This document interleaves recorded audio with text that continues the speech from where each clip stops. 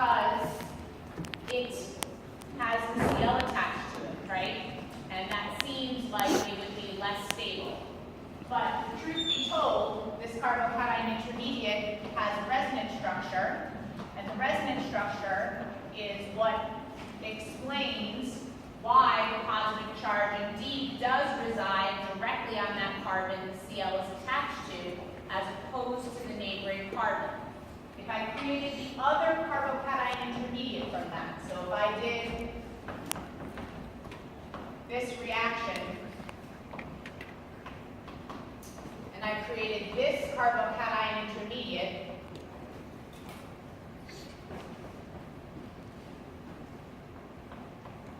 okay, the hydrogen adds here and I create this, there is no way to stabilize that.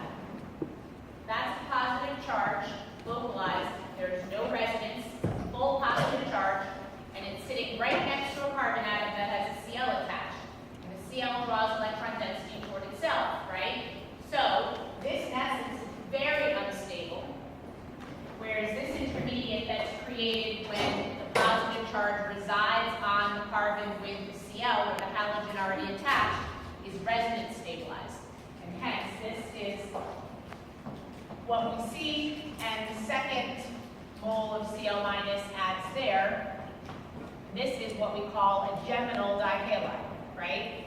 A geminal dihalide, where both halogens are attached to the same carbon. When you take an alkyne and you react it with excess HX, in this case excess HCl, you will always result in a geminal dihalide, which is different than a vicinal dihalide, which is what you can get when an alkene reacts with Cl2. All right? Everyone understand the difference between a geminal and a vicinal dihalide? All right. So if I compare this reaction to the alkene, and I remind myself of the reaction of the alkene, so I'm taking that Cl off of there, and I'm just going to show the reaction with the alkene.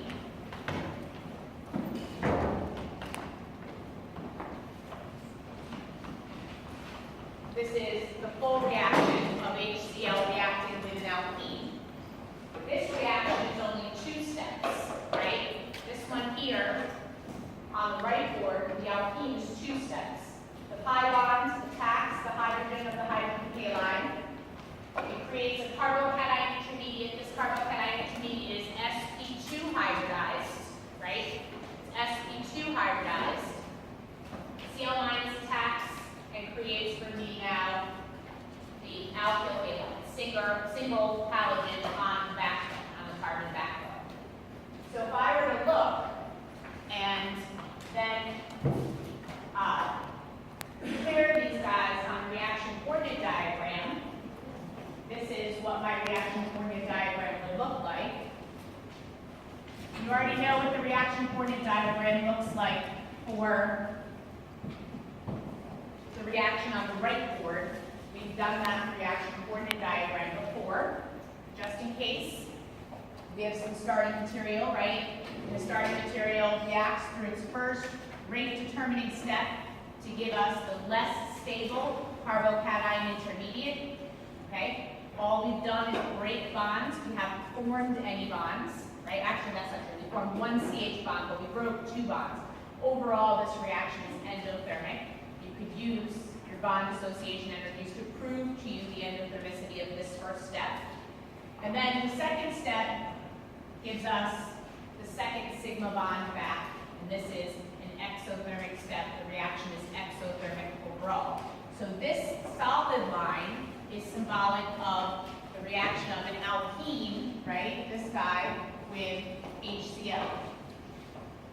Now if I compare that to the alkyne, which we'll do a dotted line here, so if we compare that to the reaction coordinate diagram for this reaction, which is what I've done on the central board, I've shown the mechanism for 1 propyne with HCl.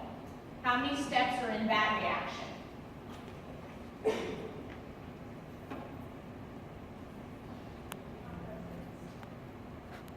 Resonance is not a step.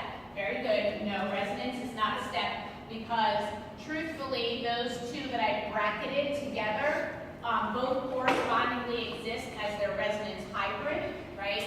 I'm just not showing the resonance hybrid. So those two are there's no arrow. There isn't an extra arrow when you do a shift, carbon-cation rearrangement of some sort, but not when you resonate. There's no arrow when you resonate.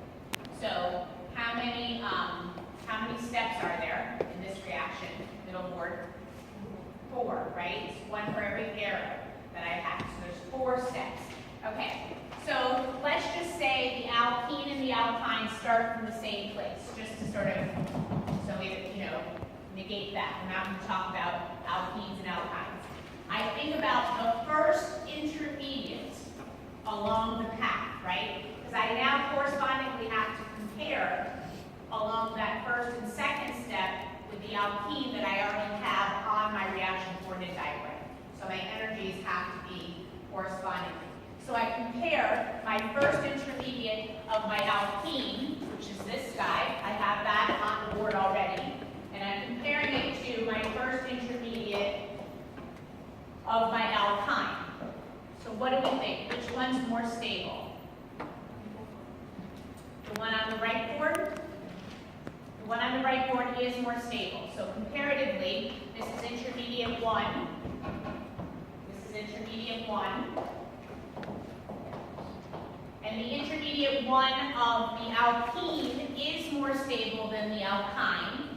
And that's because for the alkene, this guy is sp2 hybridized carbocation. So that carbon, because it's sp2 hybridized, is less electronegative.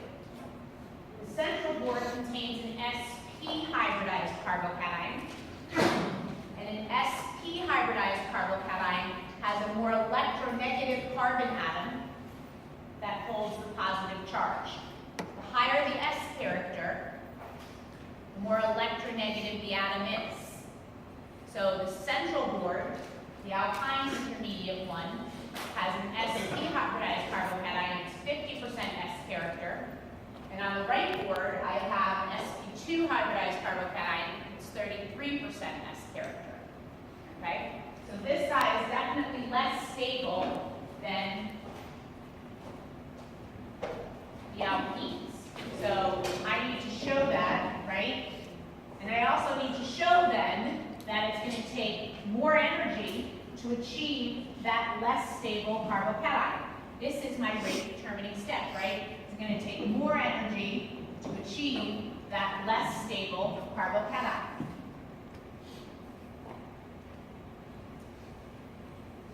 So I come through, and I have a second step for the alkyne that's going to come, and it's going to give me an intermediate that's not, or it's still an intermediate, right? An intermediate that hasn't reached the stability necessarily of this guy, of the alkene. Okay? Yeah.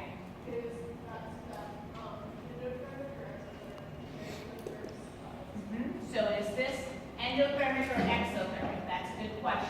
What do we think? It's slightly endothermic. Okay? All right. The second step.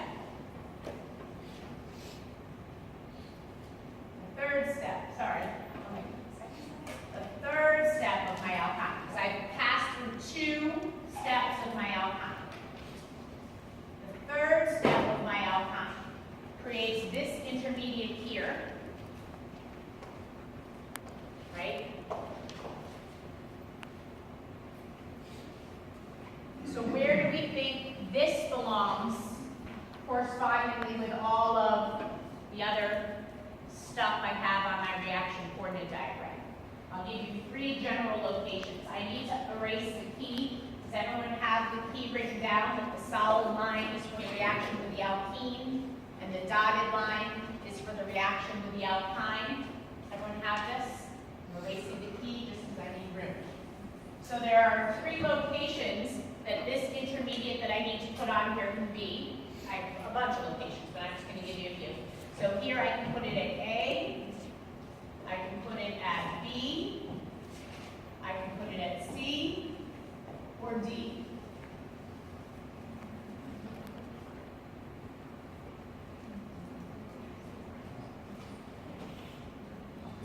So if I choose A, that would be saying that the intermediate is more stable than the starting material. Is that true? No, because the intermediate has a positive charge in it, the starting material doesn't. So A is definitely not right. If I put it at B, I'm saying it's more stable than intermediate 1 of the alkene. If I put it at C or D, I'm saying it's less stable. And I comparatively say C and D are different by their hybridizations of that carbocation. So what do we think? Okay, it belongs at B. It belongs at B because this intermediate here, the second carbocation intermediate, right? Intermediate number 2, that is carbocation centered, right? That has a carbocation intermediate. This is resonance stabilized such that now all atoms in the intermediate have an octet, right? This shows me right here an intermediate where all atoms in the molecule have an octet. Whereas over here, this intermediate will never gain a full octet at all atoms. So this second carbocation intermediate is more stable than the original. Okay? So that means that as I come through,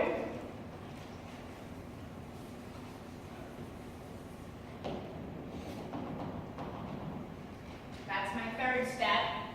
My fourth step is going to show that overall exothermicity. Okay? So there are 4 steps to the alkyne. The first step is definitely the rate determining step because it's creating the least stable intermediate along the mechanistic path. It creates the sp hybridized carbocation, not stable. That's up to here. I come through when the Cl- attacks. This reacts with the second molecule of HCl to create an intermediate that's more stable than the carbocation intermediate of the alkene because all atoms have an octet. And finally, for the overall exothermicity. Yes? Are you also saying equally as stable as the final product right now? Yeah. Questions about that? Okay. So this is a good place to start thinking about stability, right? It's another place that you could really use a lot of the stuff that we've been talking about to judge stability along that reaction coordinate. You do have all the skills and all the theory to do this on your own. It would have taken you a lot longer, I know that, and that's okay. So I pushed you through it. You have enough skills to do that. But the outcome here is a geminal dihalide and not a vicinal dihalide. Yes? Vicinal is when the 2 halogens are on adjacent carbons. Geminal means they're on the same carbon. All right, so the last reaction to talk about is the reaction of an alkyne with Br2 and CCl4, CH2Cl2, it's X2, right? It's CCl4.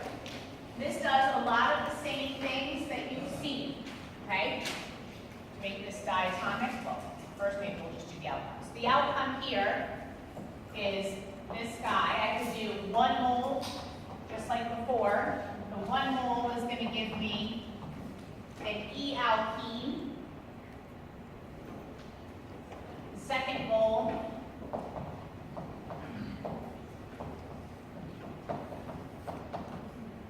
is going to give me the tetrahalogenated alkane. And just like above, I could have started with that alkyne and approached this reaction with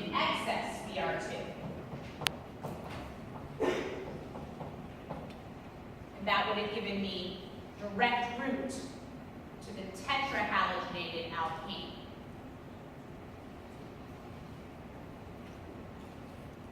Okay? So the mechanism is everything you would expect it to be. If I react this with Br2, I know the pi bond reacts, and the Br is one of the electrophiles that can give back a bond. You know Br2, X2, presents with a tri-centered intermediate. So you need to show that with the alkyne as well. So the tri-centered intermediate that's created is this guy here. And in the second step, you know that Br minus is going to attack at the more substituted center. Every tri-centered intermediate with these reactions is opened at the more substituted carbon center. So that's going to attack here as backside attack. Always backside attack for tri-centered intermediates. Carbon can't take 5 bonds, it has to give a bond back. And our outcome is this, or an E alkene.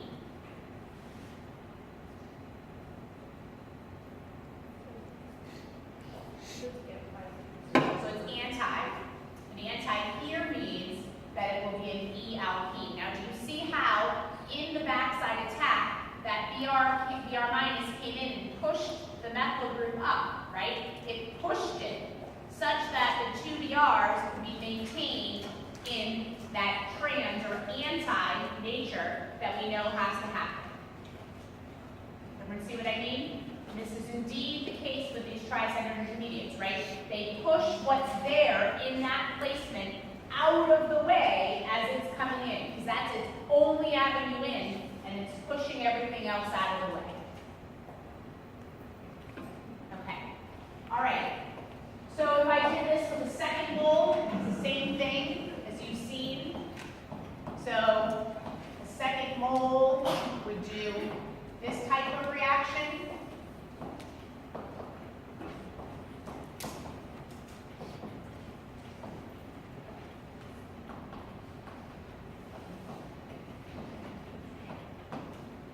Attack here still is going to be at the more substituted center.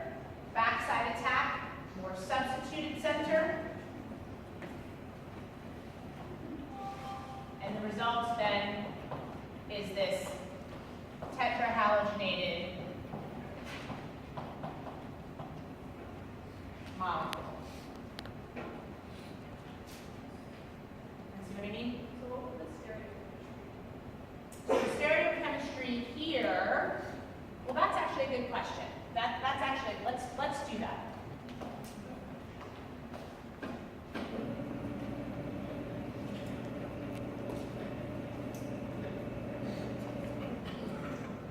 Okay, so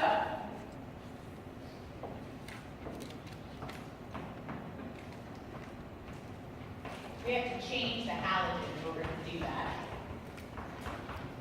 What would the stereochemistry of the products be if I reacted this with Cl2? So that would create now new asymmetric carbons.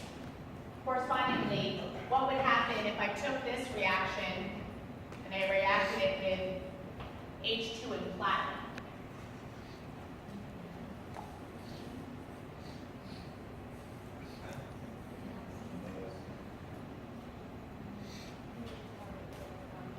Okay, so let's think about how to do this. Remember what I said, the way that I do this is I make my alkene perpendicular to the plane of the board. And I use that as a framework. Okay? So, if I follow that through mechanistically, I can do that for you. So if I change my alkene such that it's perpendicular to the plane of the board, I can follow that first mechanism with stereochemistry. So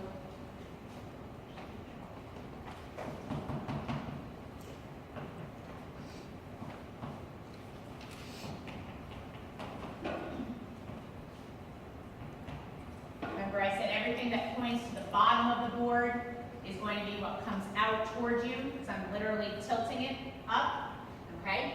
So this is the stereochemistry when I take the alkene and I tilt it up, such now it's perpendicular to the plane of the page, all right?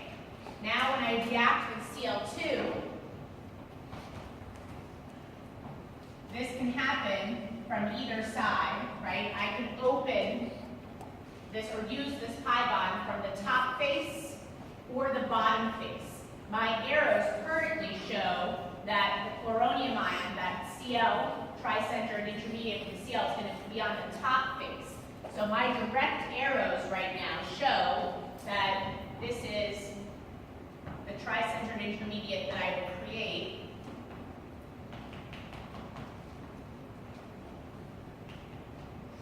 Okay. Note that my new bonds are in the plane of the page, because I've taken what was originally on my sp2 centers and I put them into the wedges and the dashes, such that when I come through and I open this tricentered intermediate with Cl minus, knowing that it's going to attack at the more substituted center from the back side, releasing its bond to Cl, I'm going to get a product that has this stereochemistry.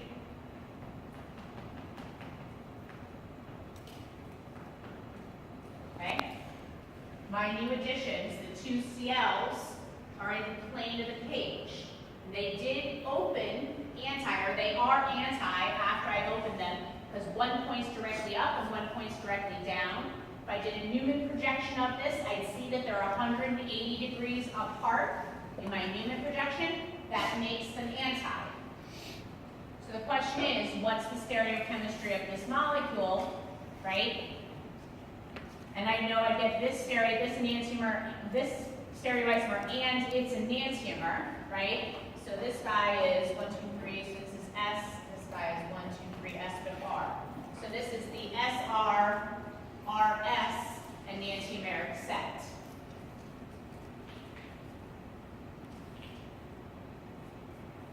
Okay? Now the way I do that just off the cuff is I take anything that's pointing down and I put it into a wedge. So that's the Br on one sp2 carbon, the hydrogen on the right sp2 carbon. Anything that's pointing up, I put into a dash. So that's a CH3 on the left sp2 carbon and a Br on the right. And then I do my additions. These have to be trans. I'm adding 2 Cls. So I'm going to get this stereoisomer and then the alternative trans option, okay, which is this one here.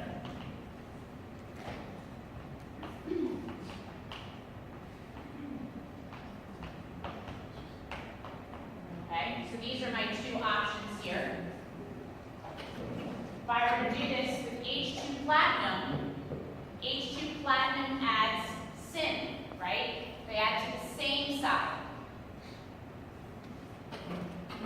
So now, do the same thing. I start from my framework, and I add my 2 hydrogens Syn. I've only really created 1 stereoisomer, right? Well, not 1 stereoceptor, pardon, because the other hydrogen is 2 H's attached to it, right? And the other framework is this guy.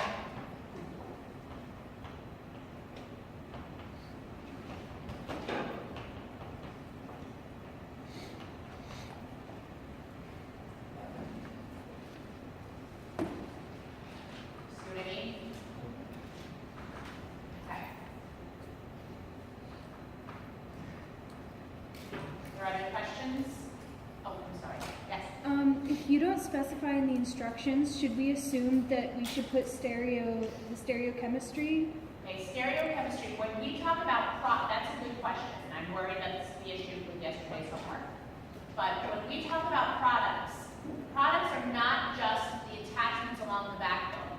It's always the stereoisomers as well, always. Because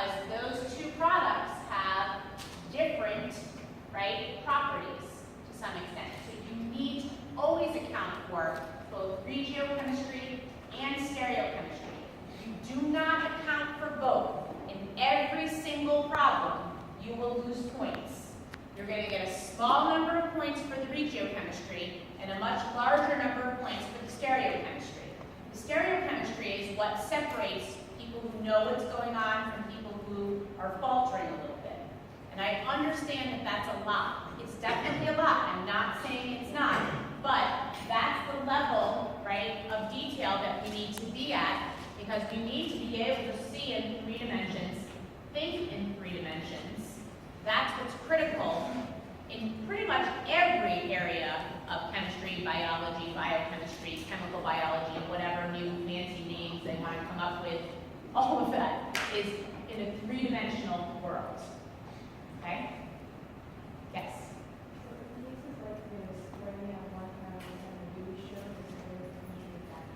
You show the stereochemistry of that center. So it's not a requirement to show this side. You know that you've only created 1. You know then that you have equal probability of creating R and S, and you would have been fine to show it any old way, R and S. Do you know what I mean? You're not locked into this way. When you create 1 new stereocenter through the course of the reaction, you know you have equal chance of creating R and S. Yes? If you did H2 plus platinum in excess of an alkyne, would it become an alkene? Yes. H2 platinum with an alkyne brings you right down to an alkane. H2 platinum is really not a controllable mole element. You don't, it's hard to add 1 mole of H2 with just platinum catalyst. So you can't keep it an alkene. No. So to get to an alkene, you can't add 1 mole of H2. That's sort of illegal in terms of the reaction conditions that we have available to us. Your choices are Lindlar's catalyst or lithium ammonia. Yes? So for like the bottom Yeah. like you assign how do you tell when the age? Yeah, this is very hard. The best way to do it is to assign here and know it's the opposite. This is hard. Because one of them's probably working, one of them's not. This one's easy. This 1, 2, 3 is going to be S, and obviously that one's R. Yeah. Very, very hard to do. You have, the best way to do it visually from the diagram, right, is to come bottom up. Think about yourself with respect to that hydrogen going away from you. Okay. The last thing I want to say is this guy is a specific stereochemistry, right? This one here. Okay. What did we say it was? It's the same as that one over there, right? So what did we say it is? SR? Okay. So this is the SR stereoisomer. This is the direct conformer that results from the reaction. This is it. This is exactly what you get from the reaction. And then what happens? What happens to all alkanes? Are they immobile? Are they static? They rotate. So how many other ways can I draw this molecule? Close. 5 other ways, right? Every straight chain has 6 conformers that I can draw for that straight chain alkane, right? 6. I've drawn 1, so there's 5 other ways that I can draw this. One of the ways that messes you all up the most, and it's done specifically to see if you can recall, right, is when it's drawn like this.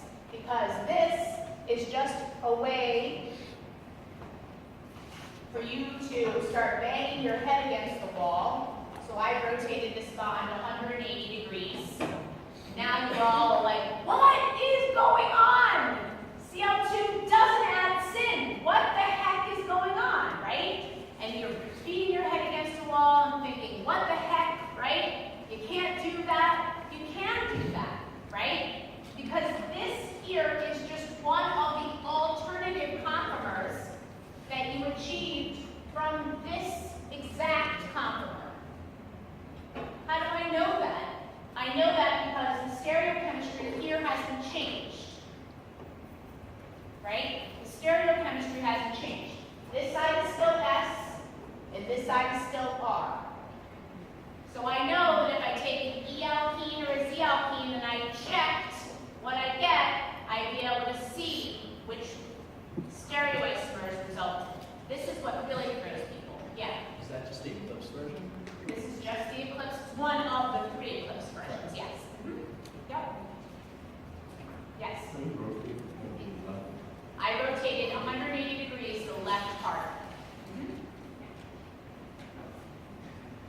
thing though.